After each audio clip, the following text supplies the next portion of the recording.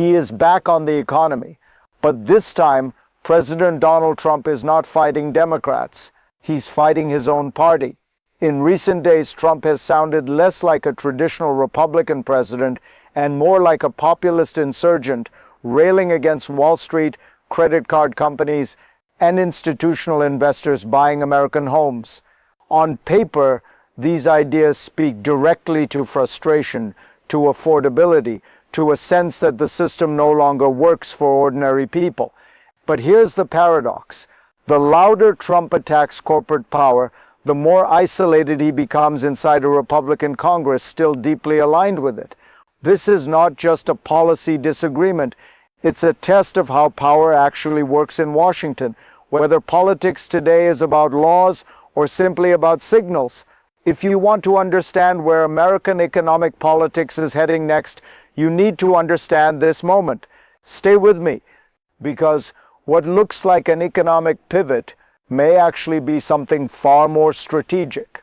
To see why this turn matters, we first need to clearly define what Trump is trying to do and what problem he's really responding to. At first glance, Trump's economic message seems straightforward. Housing costs are high, credit card debt is crushing households, voters are angry and anxious. So Trump responds with blunt, highly visible ideas: cap credit card interest rates, block institutional investors from buying single-family homes, force competition on credit card fees, even pressure the Federal Reserve more aggressively. Each proposal points to the same core issue: affordability. But look closer, and something more complicated emerges. These ideas don't form a legislative program. They form a narrative. A story aimed less at Congress and more at the public, especially voters who feel squeezed and ignored. This is where the tension begins. Because solving affordability requires slow, negotiated lawmaking. But campaigning on affordability rewards speed, symbolism, and confrontation. Trump is choosing the second path, and that choice puts him on a collision course not with Democrats, but with Republicans who control the levers he needs to turn rhetoric into reality. To understand why this clash was almost inevitable, we have to step back into the history of the Republican Party's economic identity and the cycle that brought us here. For decades, the Republican economic identity was built on a simple bargain: cut taxes, deregulate markets, trust capital to drive growth. That formula worked politically and economically in an era of rising wages, cheaper housing, and expanding credit. But over time, the ground shifted. Housing became financialized, credit became a substitute for income, and Wall Street success drifted further away from everyday life. The party never fully adjusted. Trump, however, sensed the change early. His rise was powered by voters who felt betrayed by free market orthodoxy, but still culturally aligned with conservatism. That tension never disappeared. It was merely postponed by tax cuts and deregulatory wins. Now the cycle has turned again. Affordability is no longer a talking point. It's a lived experience. And when that pressure builds, political systems react, often unevenly, often incoherently. Trump's latest proposals are not random. They are the resurfacing of an unresolved conflict inside the Republican coalition itself: markets versus voters, donors versus demands, ideology versus pain. And when unresolved tensions collide with real-world pressure, they don't stay theoretical for long. They explode, often around a single triggering moment. The first rupture came fast, and it caught Washington off guard. Trump didn't just criticize high interest rates. He escalated. His Justice Department opened a perjury investigation into Federal Reserve Chair Jerome Powell after Powell refused to slash rates. At the same time, Trump's housing agency moved to buy $200 billion in mortgage bonds to push borrowing costs down. This was not subtle. It was a direct challenge to two pillars of the economic system: central bank independence and market pricing. Inside Republican circles, alarm bells rang. Many lawmakers were already uneasy with Trump's populist turn. Now they were being asked to defend moves that rattled Wall Street and threatened long-standing norms. The backlash was swift and quiet. GOP leaders distanced themselves. Senators warned privately that the Powell investigation could derail future confirmations. Others simply went silent. This moment mattered because it revealed the limits of Trump's leverage. He could shock the system, he could dominate headlines, but he could not force alignment. And that raises a deeper question. If this isn't chaos, what is it? To answer that, we have to look beneath the headlines at the machinery driving these moves. Beneath the surface, this is not a revolt against capitalism. It's a struggle over who the system is seen to serve. Trump's proposals target highly visible pressure points, credit cards, housing, interest rates, not because they are easy to fix, but because they are easy to feel. These are the daily interfaces between households and finance. When they break, trust breaks with them. The mechanism here is political, not technical.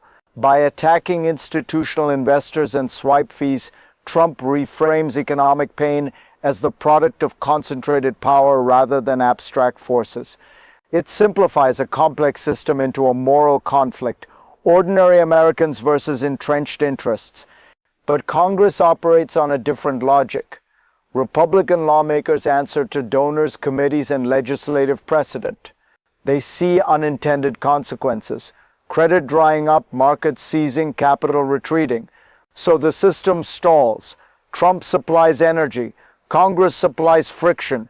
Neither side is fully wrong, but together they produce paralysis, where signaling replaces statute and performance substitutes for policy. And when systems stall under pressure, they don't stabilize quietly. The strain builds until it breaks again in a second, sharper crisis. The second crisis didn't arrive with a bang, it arrived with confusion. Republican lawmakers openly admitted they were blindsided. Housing caps, credit card limits, swipe fee battles. None of it had been socialized. None of it had a legislative roadmap. Even sponsors of related bills were unsure what came next. That uncertainty is corrosive. Markets hate it, legislators resent it, allies retreat from it. House and Senate leaders dismissed key ideas outright. Some called them unworkable. Others quietly shifted the conversation back to tax cuts and deregulation, the safe terrain they understood and controlled. And yet Trump did not retreat. He doubled down rhetorically, teasing more plans, hinting at healthcare affordability, signaling endless motion without institutional grounding. This is the second peak of tension, momentum without machinery. The White House speaks in urgency. Congress responds in delay. Wall Street responds in anxiety. The result is a widening gap between what is said and what can be done. But while elites debate feasibility and process, there is another group absorbing all of this very differently. The people living inside the affordability squeeze itself. Now let's step away from Washington and talk about you. Because while lawmakers argue about process, you're watching prices climb faster than your paycheck, your rent, your mortgage, your credit card balance. These aren't abstractions. They shape your choices, your stress, your future. When Trump talks about capping interest rates or blocking investors from buying homes, it resonates not because the policy details are clear, but because the pain is. It sounds like someone is finally pointing at the pressure you feel every month. But here's the uncomfortable truth. Symbolic fights don't automatically lower your bills. If Congress doesn't act, nothing changes materially. Yet emotionally, something already has. The system has been named as unfair, and that matters politically. This is why talk alone can still move voters. It validates frustration, it assigns blame, it tells you that your struggle is seen. If this tension feels personal, it's because it is. If you've ever felt the economy wasn't built for you, pause here. Share this, because millions are feeling the same thing, often in silence. And when that kind of domestic frustration scales up, it doesn't stay inside borders. It reshapes how a country behaves on the world stage. What happens inside the American economy never stays inside America. When Trump pressures the Federal Reserve, rattles markets, and openly attacks financial institutions, The signal travels fast to investors, to allies, to rivals. The message is not just about rates or housing, it's about predictability. Global markets run on expectations, and uncertainty in Washington creates ripples everywhere from capital flows to currency stability. When Wall Street gets heartburn, as one lobbyist put it, so do financial centers abroad. There's also a geopolitical layer. A United States consumed by internal affordability battles has less bandwidth for long-term global strategy. Economic populism at home can constrain diplomacy abroad, especially when allies depend on American financial leadership. At the same time, Trump's rhetoric reinforces a broader global trend, voters pushing back against elite economic consensus. From Europe to emerging markets, leaders are learning the same lesson. Legitimacy now matters as much as efficiency. America is no longer just exporting policy, it's exporting volatility. So the real question is no longer whether this approach passes Congress. It's what path it puts the system on next, and how that path could unfold. From here, the system can move in three very different directions. The first is the optimistic scenario. Trump's populist pressure forces a recalibration. Republicans quietly adapt, blending affordability concerns with market-friendly tools. Limited reforms pass, not dramatic but real.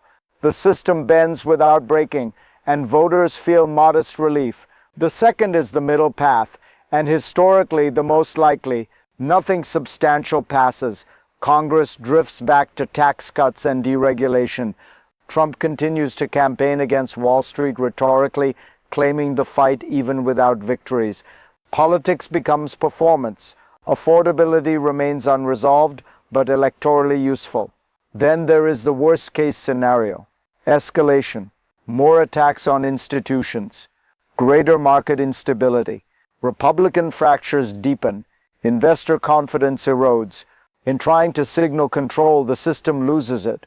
These are not choices made by one person. They are outcomes shaped by incentives, elections, media cycles, donor pressure, public anger. Systems don't fail because of one bad idea. They fail when signals replace solutions for too long. Which brings us to the final question, not about Trump or Congress, but about what this moment reveals about American power itself. This moment tells us something deeper than a policy fight. Power in America has changed. It no longer flows cleanly through institutions. It flows through attention, outrage, and narrative. Trump understands this instinctively. He knows that in an era of frustration, being seen fighting can matter more than winning.